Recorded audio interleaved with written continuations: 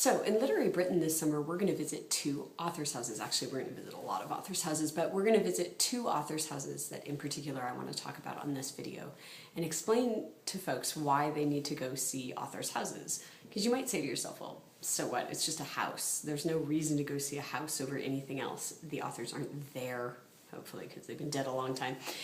And the books aren't set there. So how am I going to learn anything about Charles Dickens or about Jane Austen by going to their house? But I think that what's really cool is that you learn, at least I did, learn a huge amount by visiting those two houses and then kind of extrapolating from the house something about the writer who lived there. And from there, something about the books that they created.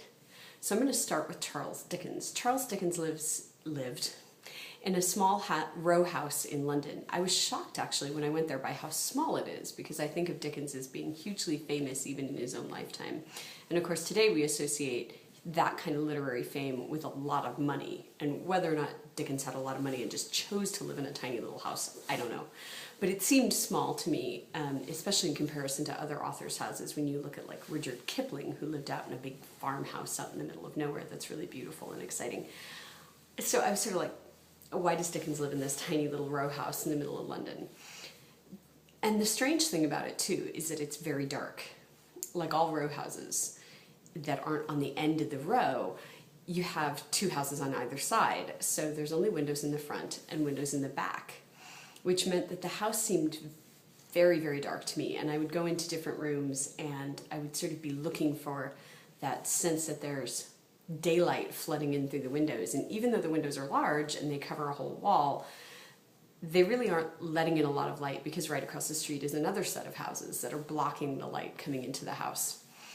And I thought this was sort of interesting when I started to consider my own opinions on, say, A Tale of Two Cities, which is one of my favorite Dickens books, in that A Tale of Two Cities, like most Victorian novels, kind of deals with two ends of an extreme. So you've got light on one hand and dark on the other, and you've got France and England, and you have revolution and democracy to some extent, except in that case it's sort of regency. But you have two contrasting systems, and he's always putting them next to each other to show you that they're both similar and different, and actually that they intertwine and they mesh. So you have main characters who are both French and English, so that you can never quite separate what's right and wrong, what's light and dark. And when you go into Dickens' house, you can really get the sense that that's what the house is like, that there's this strange kind of gloomy quality of light, that it's both light and dark at the same time, and that it's very subtle in many ways. When you're in the house, you don't get a sense that sunlight's going to come flooding in the windows and that everything's going to be illuminated all at once. You have to really struggle to find the hope and the light in his writing sometimes, and I think you have to do that as a person touring his house, which is a really strange thing to say. In contrast, when you go up to over to Alton, to Jane Austen's house, on the outside, Jane Austen's house looks like kind of a plain, as I recall, stone farmhouse, and it's on what's now a fairly busy road, and of course the road over time is encroached on the house, so the house is really right on the road, and you walk toward it and you're thinking, this is it? Like you're expecting some, I don't know, glorious house out in the countryside, because it's in Alton, which is this tiny little town, but it does feel kind of urban when you get there. They have a little barn and they have a little garden in the back, and it's very pretty. But then when you come into the house, it's like this whole different universe, because there's this glorious quality of light, and I can't explain how that is. It just comes streaming in through the windows, even into the interior rooms where you wouldn't expect there to be a lot of light. Where there's only one window in the front of the room, it still has this lightness and this brightness. The walls are papered in very pale paper, and the rooms are fairly empty of furniture. It doesn't have that kind of, oh my god, it's the Industrial Revolution, let's put carpets and textiles everywhere thing that Dickens' house has, or that a lot of Victorian houses have, because she's not a Victorian writer, she's a Regency writer. So you get that sort of clean aesthetic that goes with the Regency period, where things are lighter and brighter. And then when you start to think about Austen's writing, her house becomes almost metaphorical for her writing, in that she's on the outside, sort of a plain average person, and yet you can see her sitting in this house and the light from those windows kind of streaming in and infusing her writing with that hopefulness and that happiness and that sense that things are going to get better.